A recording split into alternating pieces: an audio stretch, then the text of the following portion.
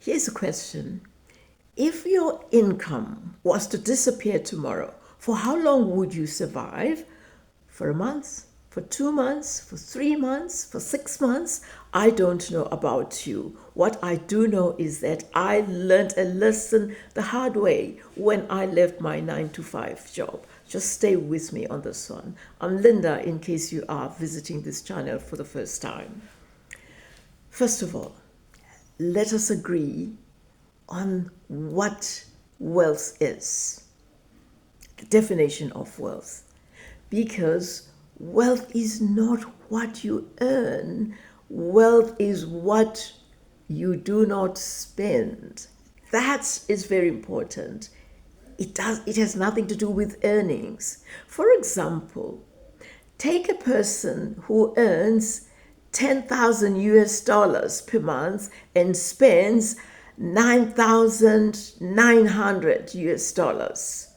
That person is left with $100. However, take a person who earns 3,000 US dollars per month and that person spends 2,000 US dollars and is left with 1,000 US dollars. That person has wealth. That is much more than the person who has a higher earning. And that is why I say, when it comes to wealth, it is the money you do not spend. And that money is tucked away and it compounds with time. Good. I hope we are together on this one, because I now want to take you through the pillars of keeping what you earn. That, to me, is the nub of the question. How do you keep what you earn and not overspend? Because it's important that you narrow the gap between what you keep and what you spend. It is as simple as that. I learned that the hard way because I was just spending.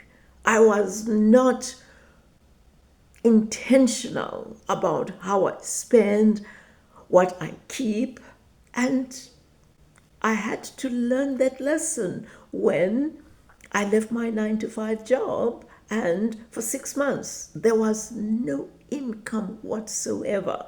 I don't want you to be in that situation, and that is why when it comes to the first important lesson, when you have your payment, your income, pay yourself first. Take something, even if it is 10%, and put it away. Just as you want to make sure that your bonds, your mortgage, you want to make sure that your rent is paid, and you want to make sure that the lights are on. So make sure that the first thing you do is to put away a percentage. You can name it 10%, 20%, put that away, and then take care of your mortgage, take care of those fixed costs, the lights, the water, etc. It is important for you to pay yourself first before you do anything. And then, what I'm also going to be suggesting to be another very important thing for you to do, it's to be aware of impulsive buying. Do you buy? For instance, I know people who go shopping when they are depressed. I know of people who buy what they don't need. You find a person arriving home and saying, "Oh, I have this.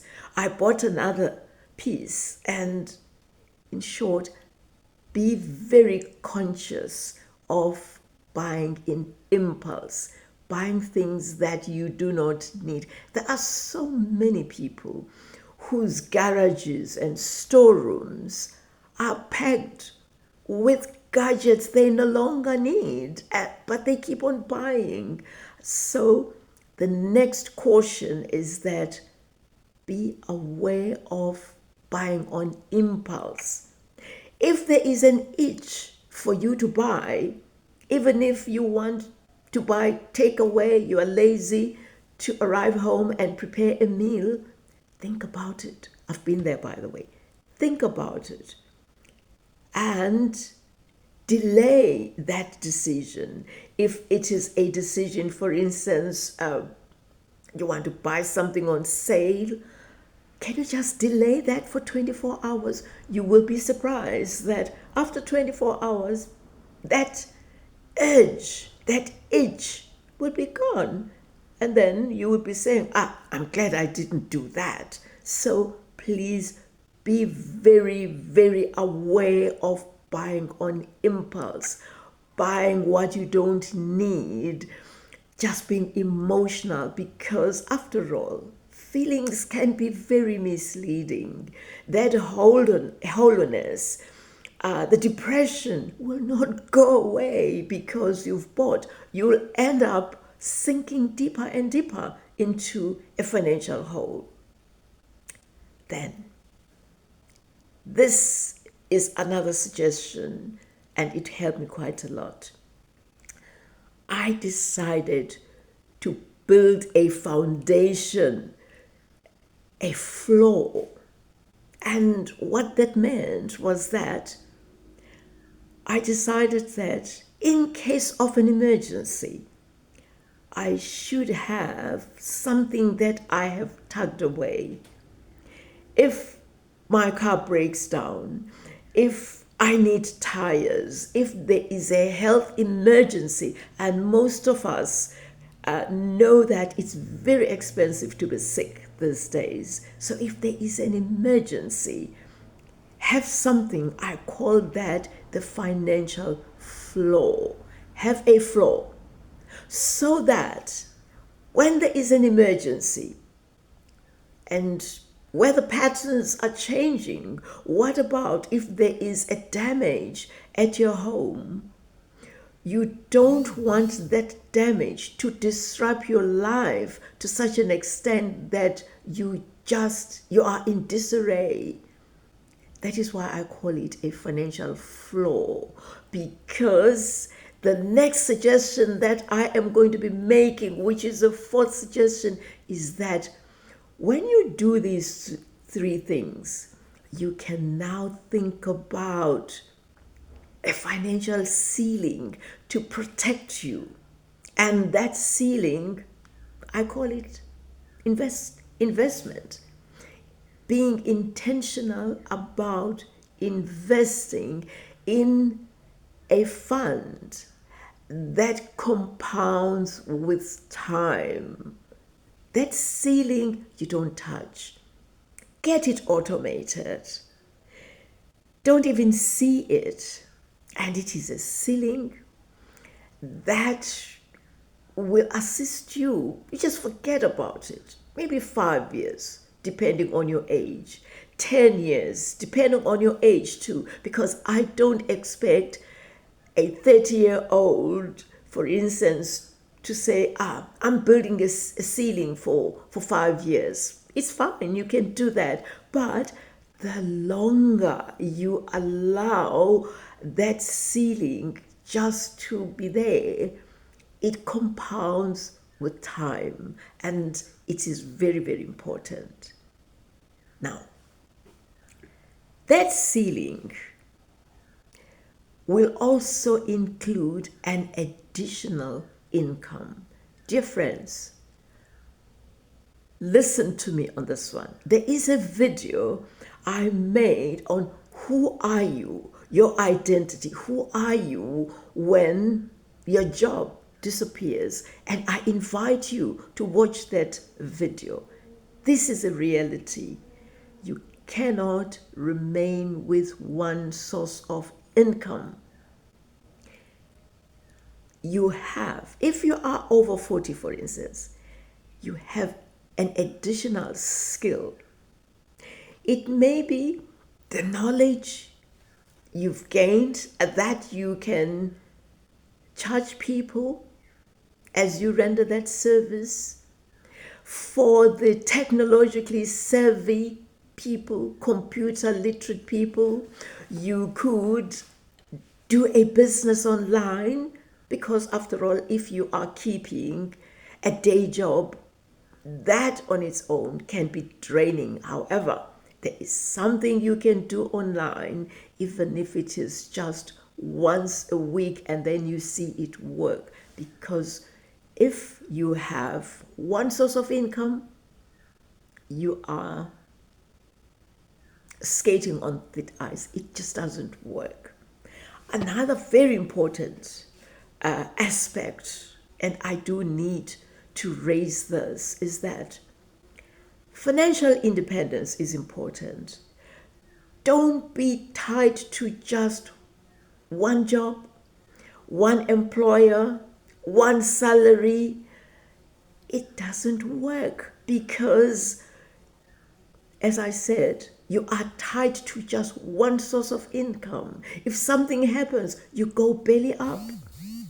Even if something doesn't happen, you are beholden to the whims of an employer, to the whims of a company that dictates everything, all the terms. So I am challenging you, I'm encouraging you that add another source of income. There is somebody who said to me, but what can I do? Because I work full time and I am tired. All I'm saying, I responded to that person that, what would you do if your job disappeared immediately and people are getting laid off? So let us not have a fig leaf about this whole thing. You cannot afford one source of income. Start thinking in a creative manner. There is a hobby. There is something that you love and enjoy so much that you would do it even if you are not getting paid for it. You would do it. So look at that. You can turn it into an income source. I discovered that I love writing. I was also reminded, I had even forgotten that, because I had been a teacher, I enjoy coaching. And today I do coach and people pay me for that. So think about those things. What about if, when it comes to matters of fashion and beauty, you can inspire women to make an income out of that? There is so much you can do. There are many sources of income, as long as you accept that you cannot rely on one source of income. Even if you have a full-time day job and you are tired, I usually say there are 24 hours for everybody in a day, rich or poor. Can you do an audit of how you spend your time?